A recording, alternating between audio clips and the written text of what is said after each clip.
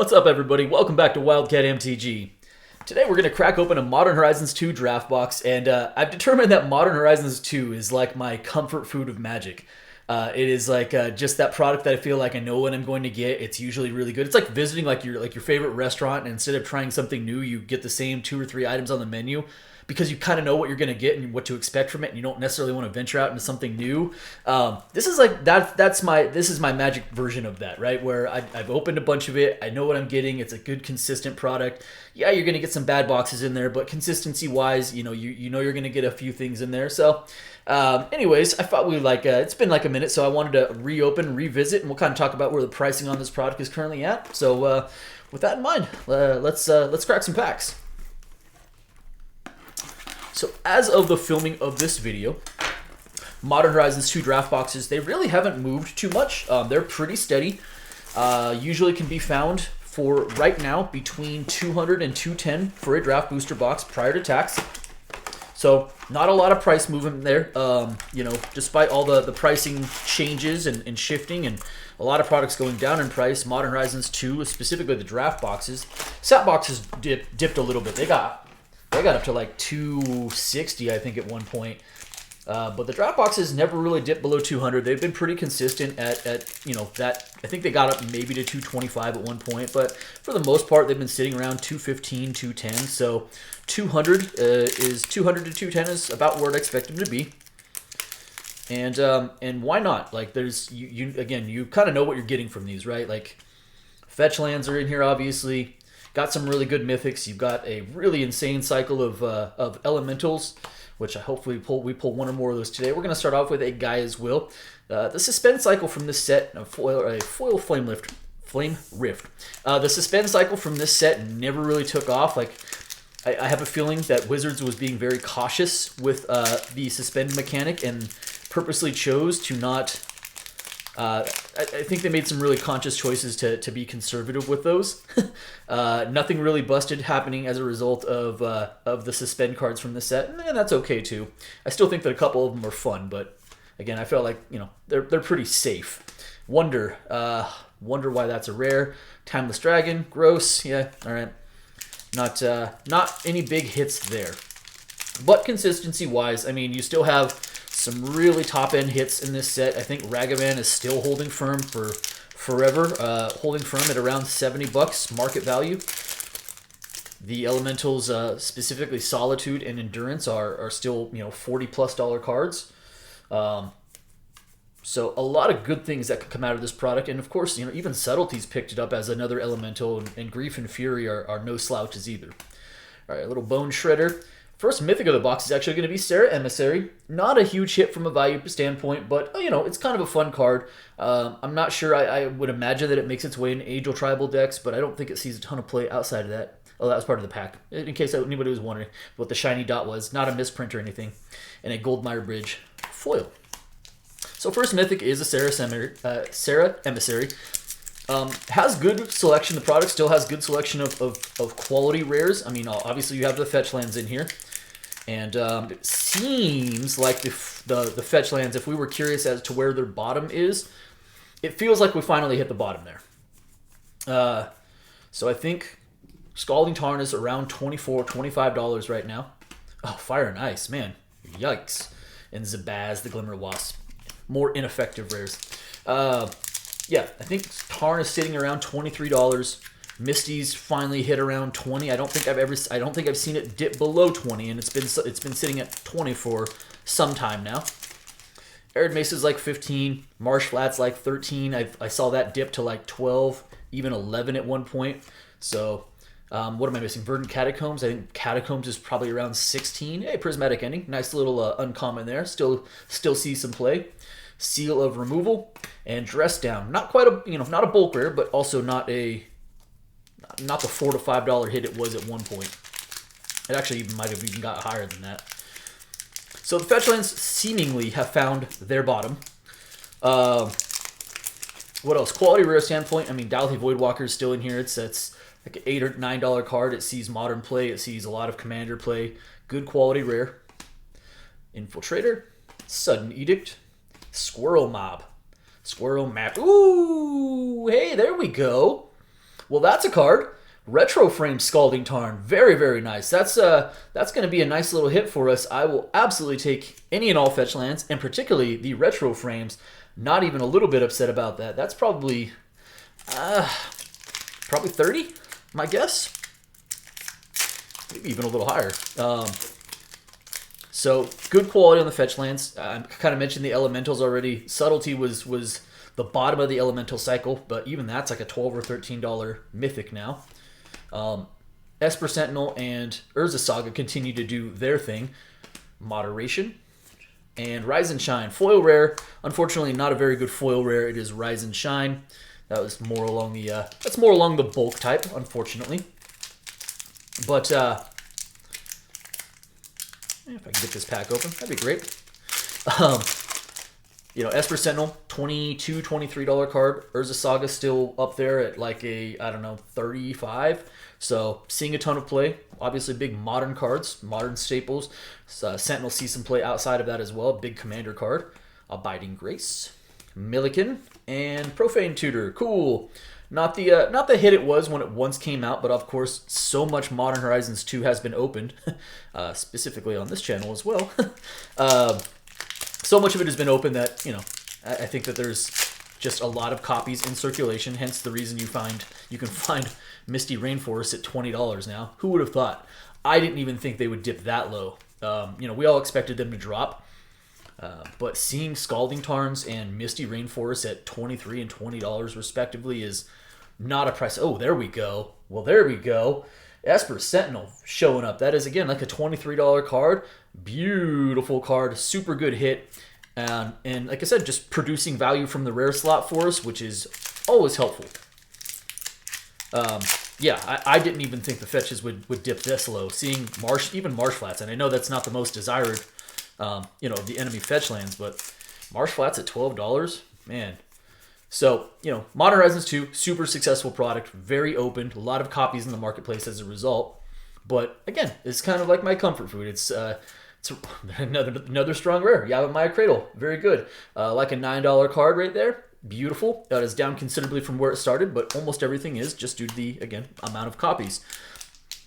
But as far as consistency is concerned, I feel like this particular product, you know, even the draft boxes, specifically the draft boxes, a large portion of the time, again, I feel like I know what I'm going to get out of it.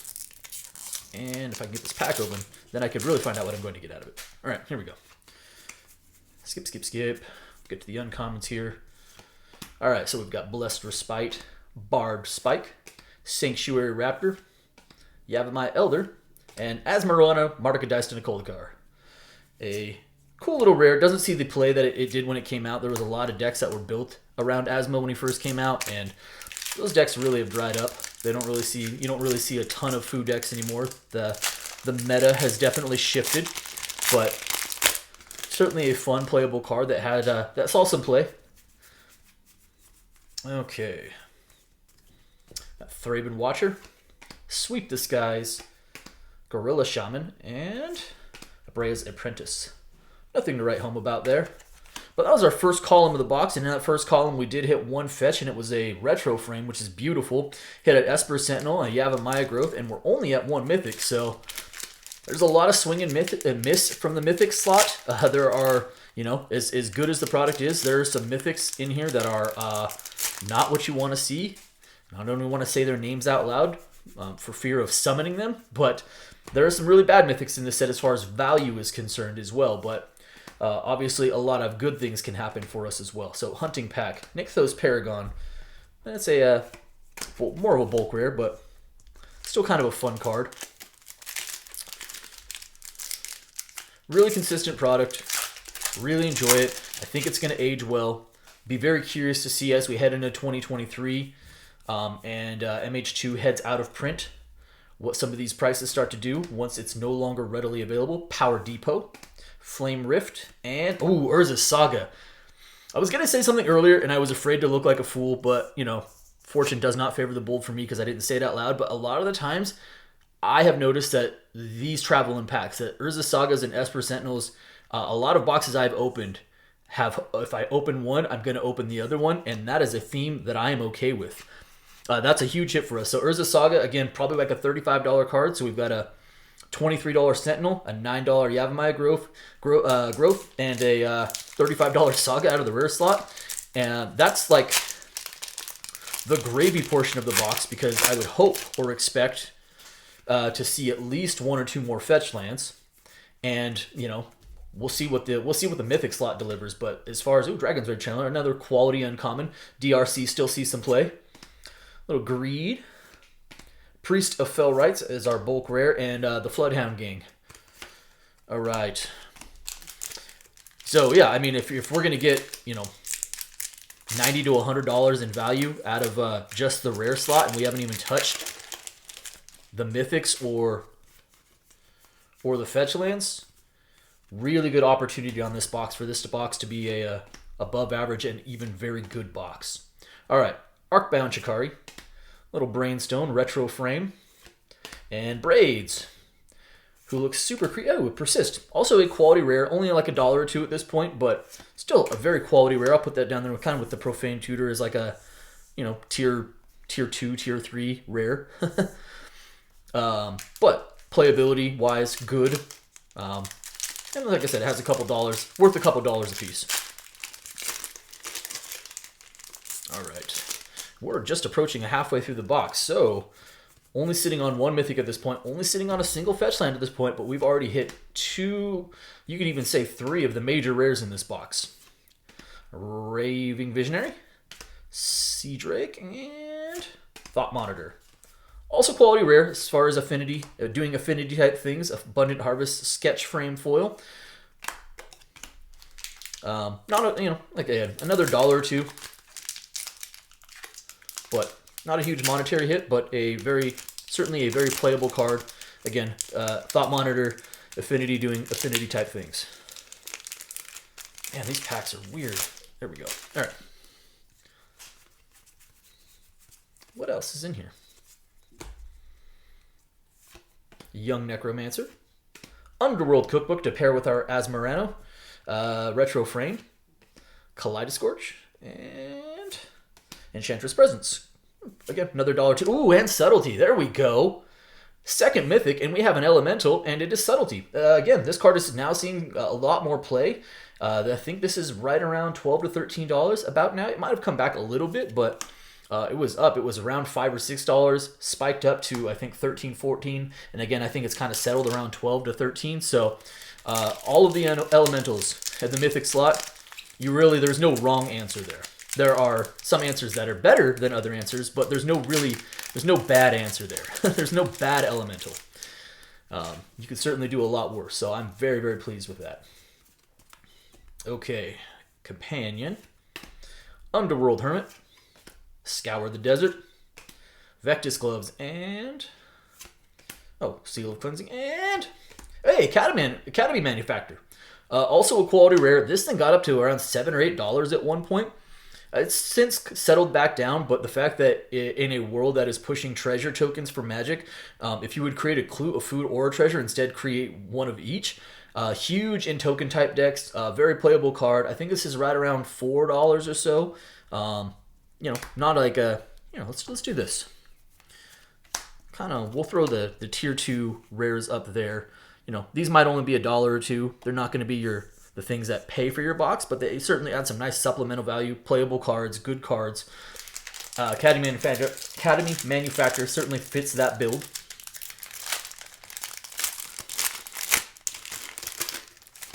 Okay.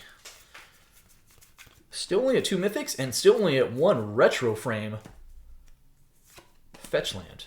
Glinting Creeper. Lucid Dreams. Arcbound Whelp. And Goblin Bombardment. And Sylvan Anthem. Double rare pack. Neither one of them big bombs. Actually, the Bombardment might be worth $1 or $2,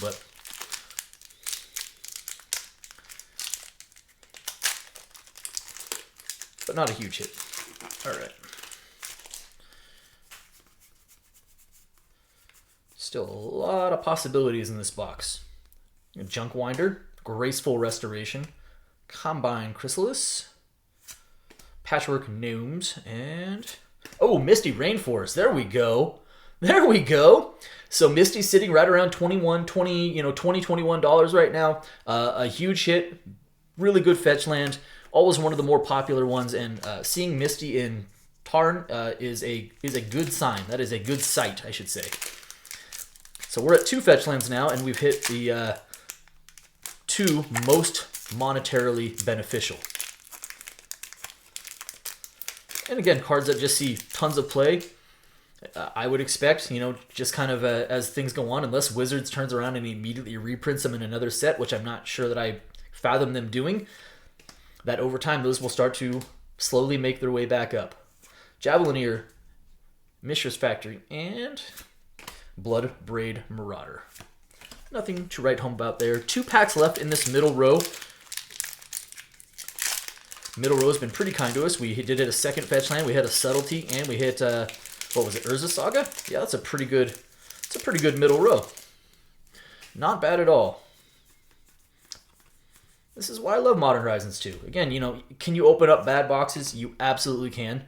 Is every box going to be a banger? Even Vindicate. It's a nice little rare, $1 or so.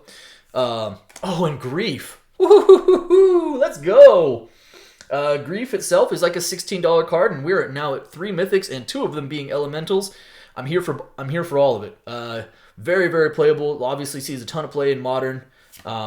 Very nice card. Very good pull for us. Sweep the Skies as the foil uncommon.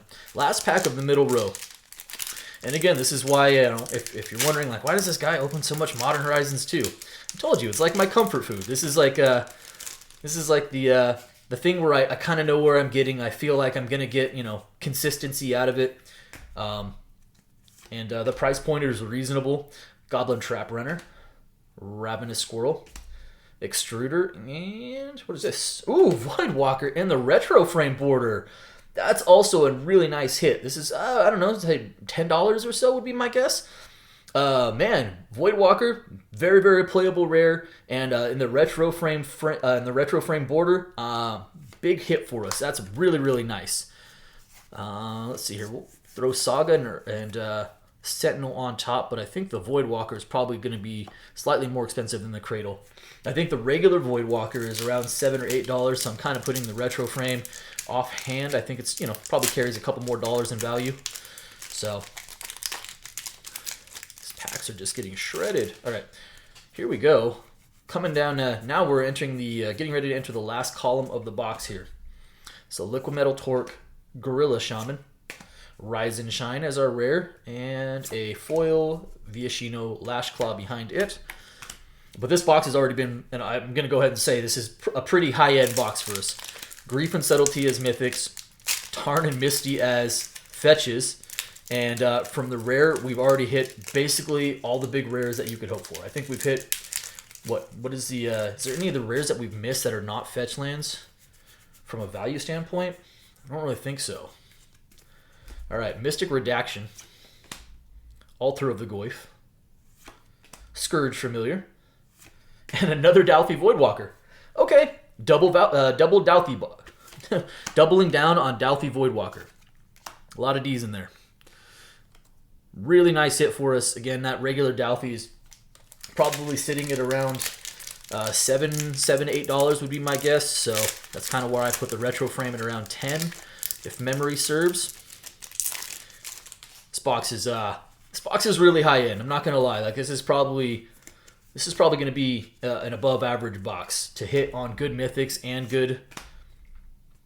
good rares, and hit a couple of the really valuable fetch lands. Sanctifier Invec, not a big monetary hit. In fact, it might only be like $1, but just a really good playable card. And a foil mythic right behind that. We got a foil Svelin of Sea and Sky. I will be curious to see, because there's been some printings in Dominaria United of a Merfolk Lord. I wonder if that's going to bring Merfolk back to the table, and if so, does that mean that this card will start seeing a little bit more play and thus have a little bit more value?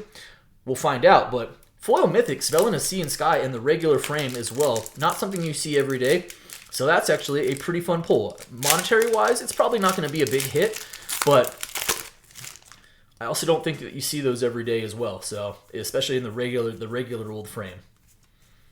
Regular pack foil. All right, Legion Vanguard, Lazotep Chancellor, Cursed Totem, and Usuri's Fortune's Flames right after that.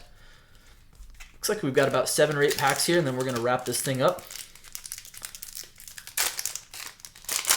All right. Skip to the uncommons here.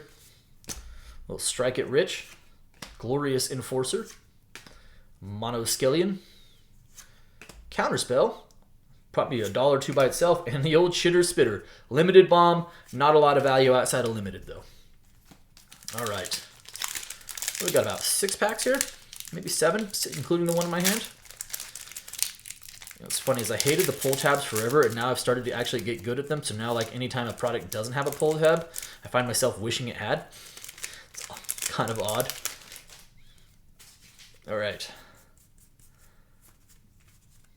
Specimen Collector, Fast and Furious, and another Mythic. This one's not a big hit monetarily either, but it's Titania Protector of Argoth. Kind of a cool card, doesn't see a lot of play. Again, not like a ton of value there, but still a myth. Oh my gosh, and a Grist double Mythic pack, and a Borderless Grist the Hunger Tide right behind that. So we got it with a Titania of Argoth. Again, not big monetary value there, but a Borderless Grist behind that. And I don't think I've ever actually opened a Borderless Grist, so that's a pretty significant hit. You know, monetarily wise, not going to be. It's got some value to it, right? It might be like a $10 card, but I actually haven't ever pulled any of the Borderless foil, non-foil. I don't think I've pulled any Borderless Grist ever. So that's, for as many boxes that I opened, you don't see those very often. Fun hit. Really, really nice hit. And it also brings us up to 6 Mythics too, including a Borderless and a pack foil Mythic in the same box. This is a pretty amazing box. Abiding Grace, Scurry Oak, and Riptide Laboratory, and a Chef's Kiss behind that as our rares. Yeah, for not seeing the 3 or 4 most expensive cards in the set, which right now are Ragavan, Endurance, and Solitude, after that, we've hit a ton of gas. A ton of gas. So there is definitely no hard feelings on this box. This box has been really good. Infiltrator, Yavimai Elder again, and a retro frame Verdant Catacombs. Are you kidding me with this? Very nice hit. Woo! That's a spicy meatball right there. Verdant Catacombs coming in behind. You know, I'm gonna say the regular one. This is probably like a $20 card would be my guess right now. But I'm never gonna turn away any of the retro frames, especially when we have 2 in the same draft box. That is not an everyday occurrence. Huge. All right, so 4 packs left. Is there? I don't even know if I can ask for anything more. Tireless Provisioner, which is not a bad uncommon. Captain Ripley Vance, Vectis Gloves, Chainer Nightmare Adept. We were kind of overdue for one of those. Another Moderation. I think that's the second one of the box, and a Necromancer's Familiar as an uncommon foil. Yeah, looking over into our Mythic pile, seeing a couple of Elementals, seeing a Borderless Mythic, a pack foil Mythic, 3 fetch lands, of which 2 are retro frame, and then basically hitting all of the big rares. Prismatic Ending, again, very nice. Pretty high-end box. And an Arid Mesa, of course. So this is up, we're up to 4 fetches now.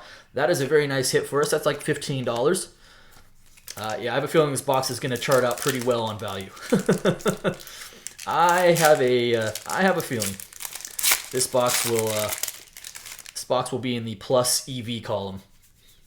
Going out on a limb.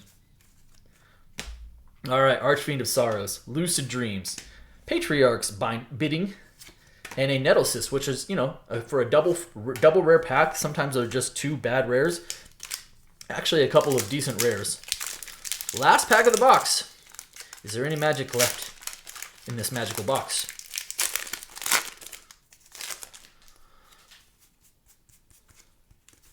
Okay. Got Aethersworn Phoenix, Spreading Insurrection, Sudden Edict, Patchwork Gnomes, and it is a Mythic. It is a Endurance. Oh, let's go! Let's go! Endurance, $48 card. Yes, please. That's how you finish off a box right there. So we hit 3 Elementals in this box. Holy moly. Subtlety, Grief, Endurance, Borderless Grist, Titania, Packfoil Svelin, 4 fetch lands, including a retro frame Verdant Catacombs, a retro frame Tarn, and then in the rare column, we cleaned up there too. Urza Saga, Esper Sentinel, double Douthie, including a retro frame, and a Yavimaya Cradle of Growth. This is a probably a tier 1 box minus Ragavan. Huge. Well, that's it for me today. I hope you guys enjoyed the video. If you do, and if you like the video and you're not already subscribed, do me a favor. Hit that subscribe button for me. Hit the like button for me. And by all means, drop me some comments. I appreciate each and every one of you. Thank you so much. And be well, everybody.